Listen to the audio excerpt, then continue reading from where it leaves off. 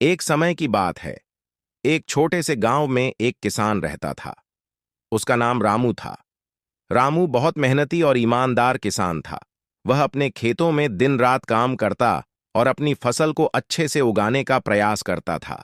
उसके पास एक छोटी सी जमीन थी, लेकिन उसने हमेशा मेहनत से काम किया और अपनी फसल को अच्छी तरह से सींचा।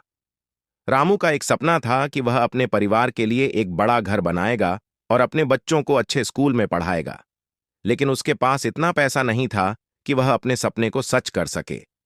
फिर भी उसने कभी हार नहीं मानी। वह हमेशा सकारात्मक रहता और अपने खेतों पर काम करता। एक दिन रामू ने अपने खेत में एक बड़ा बीज बोया।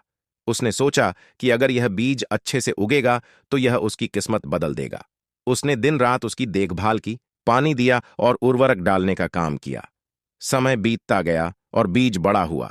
रामू की मेहनत रंग लाई और बीज एक सुंदर बड़ा पेड़ बन गया। वो पेड़ गांव के बच्चों के लिए खेल का मैदान बन गया। बच्चे वहां खेलते, झूलते और खुश रहते। रामू ने सोचा कि उसने न केवल अपने लिए बल्कि गांव के बच्चों के लिए भी कुछ अच्छा किया है। धीरे धीरे गांव के लोग उसके मेहनती होने की तारीफ करने लगे। एक दिन गांव में एक धनी व्यापारी आया। उसने देखा कि रामू के पेड़ के पास बच्चे खेल रहे हैं और वहां खुशियां बिखरी हुई हैं। व्यापारी ने रामू से कहा, अगर तुम इस पेड़ को काटकर मुझे बेच दो तो मैं तुम्हें बहुत पैसे दूंगा। रामू ने सोचा कि अगर वह पेड़ बेचता है तो वह अपने परिवार के लिए एक बड़ा घर बना सकता है। लेकिन उसने तुरंत अपनी सोच बदली।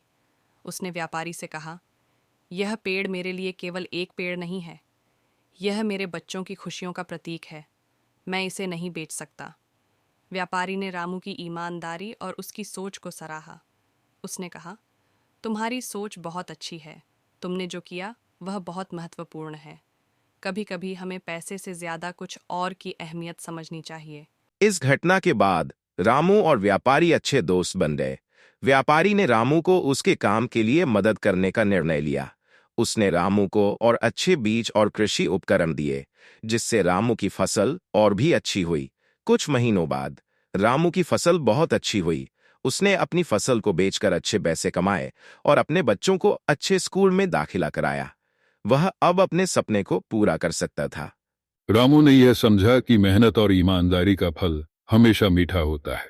उसने न केवल अपने परिवार के लिए एक बेहतर जीवन बनाया, बल्कि गांव के बच्चों के लिए भी एक प्रेरणा बन गया।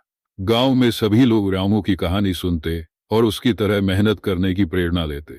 रामू ने साबित कर दिया कि सच्ची मेहनत और ईमानदारी से हम अपने सपनों को पूरा कर सकते हैं। इस कहानी से हमें यह सीखने को मिलता है कि हमें हमेशा मेहनत करनी चाहिए और ईमानदारी से अपने काम को करना चाहिए। कठिनाइयां आएंगी, लेकिन हमें कभी हार नहीं माननी चाहिए। मेहनत का फल हमेशा मीठा होता है